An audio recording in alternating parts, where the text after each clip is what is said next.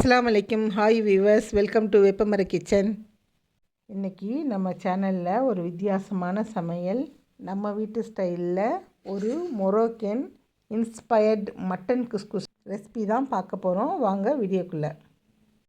இதுதான் couscous pasta packing. இது அரிசி இல்லை, பாஸ்தா.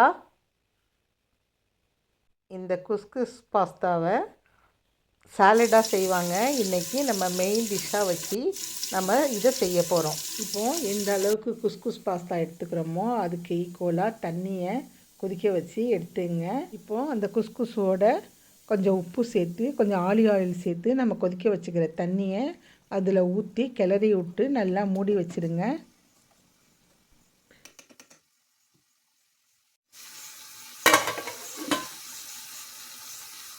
மூடி வச்ச பாஸ்தாவை ஒரு 5 நிமிஷம் சென்று ஓப்பன் பண்ணி பார்ப்போம். இப்போது அந்த தண்ணியெலாம் உறிஞ்சி நல்லா பொலன்னு வந்துடுச்சு. நம்ம திறந்து கிண்டி விட்டு, எதுவும் கட்டி இல்லாமல் கிண்டி விட்டு அதை அப்படியே மூடி வச்சுட்டு அடுத்த ப்ராசஸ்க்கு போவோம். எவ்வளோ சாஃப்டாக இருக்குது பாருங்கள், நல்லா வெந்துடுச்சு. இதுதான் நம்ம குஸ்குஸ் மசாலா. இதை தான் நம்ம கறிக்கு சேர்க்க போகிறோம். குஸ்குஸ்க்கு நான் மட்டன் எடுத்துருக்கிறேன். மட்டனை நல்லா வாஷ் பண்ணிவிட்டு ஒரு குக்கரில் கொஞ்சம் தண்ணி வச்சு மட்டனை அது கூட போட்டு மஞ்சத்தூள், இஞ்சி பூண்டு பேஸ்ட்டு, உப்பு, கொஞ்சம் ஆயில் ஊற்றி ஒரு 5-6 விசில் விட்டு எடுத்துக்கலாம். நல்லா வெந்து வந்திருக்கு. முதல்ல கிரேவிக்கு வெங்காயம் தக்காளி பழம் கட் பண்ணி வச்சுட்டு டொமேட்டோ பேஸ்ட் எடுத்துக்கலாம். காய்கறி கட் பண்ணி வச்சுக்கலாம். இந்த குஸ்குஸ்க்கு நமக்கு எந்த காய்கறி வேணாலும் போட்டுக்கலாம். இன்றைக்கி நான் கேரட்டு, உருளைக்கிழங்கு, குடமிளகா, zucchini எல்லாத்தையும் பெருசு பெருசாக கட் பண்ணி வச்சுருக்கிறேன். இது இடையில கொண்டக்கடலையும் கொஞ்சம் ஊற வச்சு வேக வச்சு எடுத்துக்கிட்டேன்.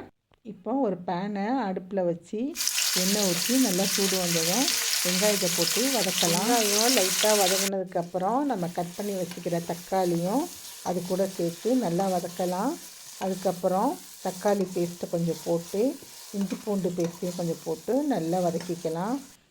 வெங்காயம் தக்காளி நல்லா வதங்கினதுக்கப்புறம் நம்ம கட் பண்ணி வச்சுக்கிற காய்கறியை அது கூட சேர்த்துக்கலாம்.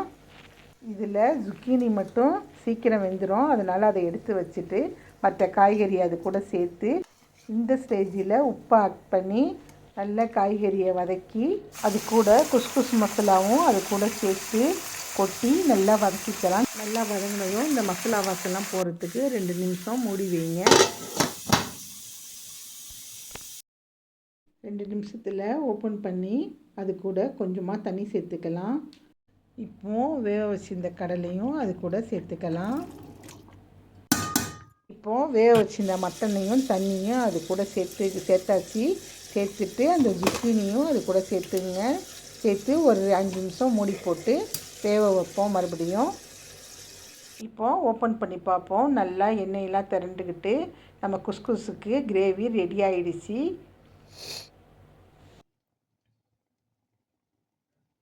ஃபைனல் டச்சாக நான் பீஃப் சாசேஜ் எடுத்துருக்கிறேன். இப்போ பேனில் ஒரு ஆயில் ஊற்றி இதை ப்ரௌன் கலரில் வர மட்டும் ஃப்ரை பண்ணி எடுத்துக்கலாம்.